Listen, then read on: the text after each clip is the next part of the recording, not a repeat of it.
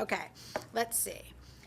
Yuri Corngreen wants to know, and I don't know if we've covered this or not, but I know that they've dropped a new trailer since. So, what do you guys think about the new Maleficent trailers?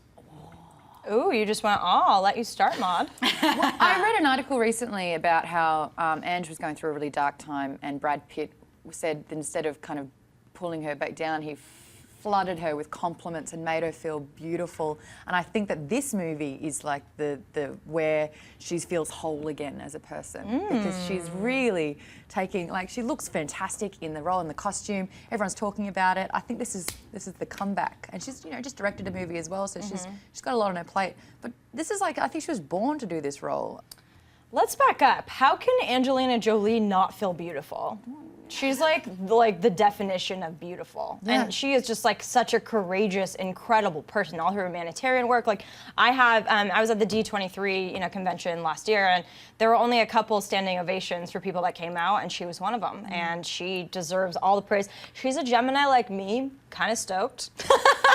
But yeah, Maleficent, I think it's great. I don't want to see much more than what we've been seeing, because part of what I love about fairy tales and all this is the mystery, and I feel like if they just keep revealing everything, that's kind of being taken out. But I love this. I always call it the Wicked approach, showing the untold from the perspective of the evil character, and she was, you're right, born to play this role. Like, she's perfect. And Maleficent is one of my favorite evil Disney characters, because she actually has clear-cut motivations. A lot of them are just evil, and you're like, cool. And most of them are women, thanks Disney. Yeah, I think that it is great, and I think Elle Fanning is going to be a great choice for that as well. And I am curious to see it. I'm pretty excited about it. Silas? I'm excited too. I hope that it seems like Disney is targeting a number of fairy tale stories. Some they've done as animated features for live action, and we've seen big hits with Alice in Wonderland and Oz. And I hope this is another one. Angelina Jolie looks great.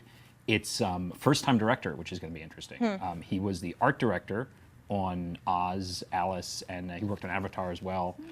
So he's good at visuals, huh? Absolutely, and I'm hopeful it transfers over to storytelling as well. I can't say it though, Maleficent.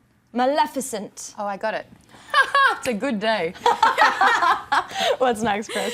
Duala Omar wants to know, do you think Venom, Eddie Brock, can work as Sony's answer to Loki?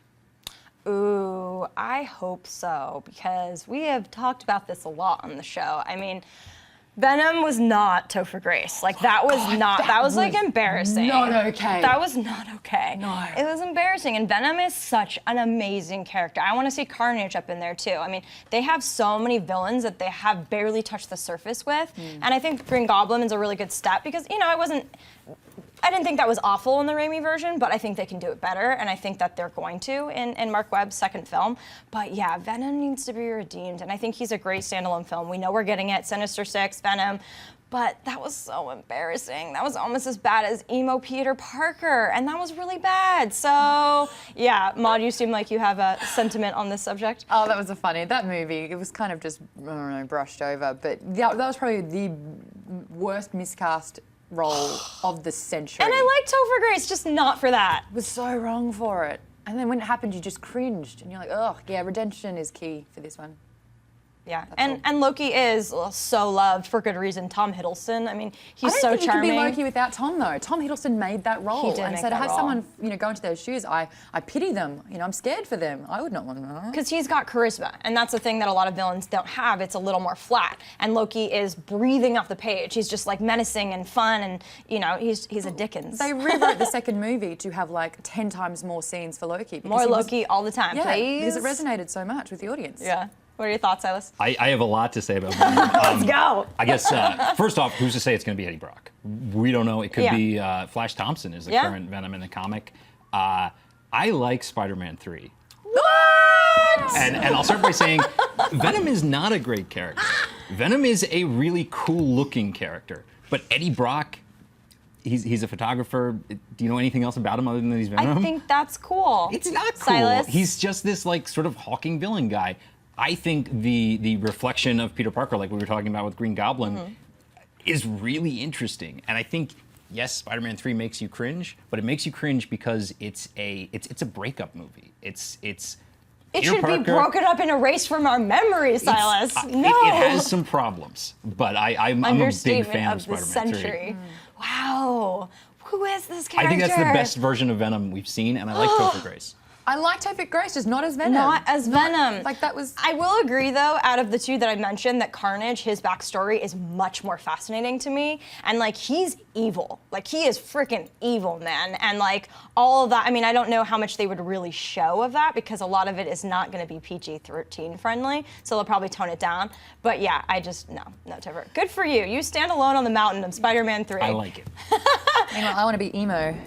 Emo Peter Parker dancing. We can recreate it right now. All right, let's take one more. Cressley. Luke Bradley wants to know if anyone has heard anything about a Tremors remake. I personally have not. I heard a while ago that they were thinking about it because, surprise, they're remaking everything in Hollywood. But I haven't heard anything recently. Have you guys? I don't even know the first Tremors. I mean, it doesn't sound exciting. Well, it was a tremor. How are you going to make that into a movie? Like, I had my first earthquake in LA. That was your first one? Yeah. That was and creepy, right? that was riveting, but it's a tremor. What's Tremor about apart from fact? It's monsters that are under the ground.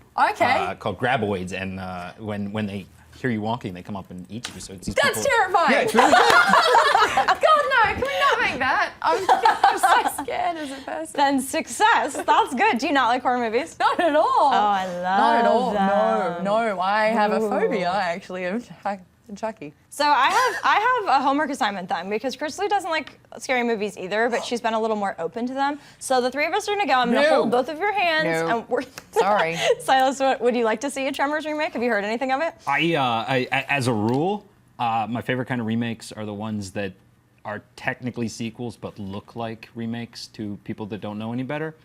If that happens with that's a good Tremors, I'm all for it. Yeah. I haven't heard anything Yeah. specifically though. Yeah. Well, Maud's on board. She's really excited about it. If you like this video, be sure to give it a thumbs up and don't forget to subscribe to AMC Movie News on YouTube. It's free and a great way to stay updated with all the latest movie news and check out our daily show, AMC Movie Talk. Also, don't forget to check us out on Facebook and Twitter to stay in the loop for our special prizes, giveaways, and contests.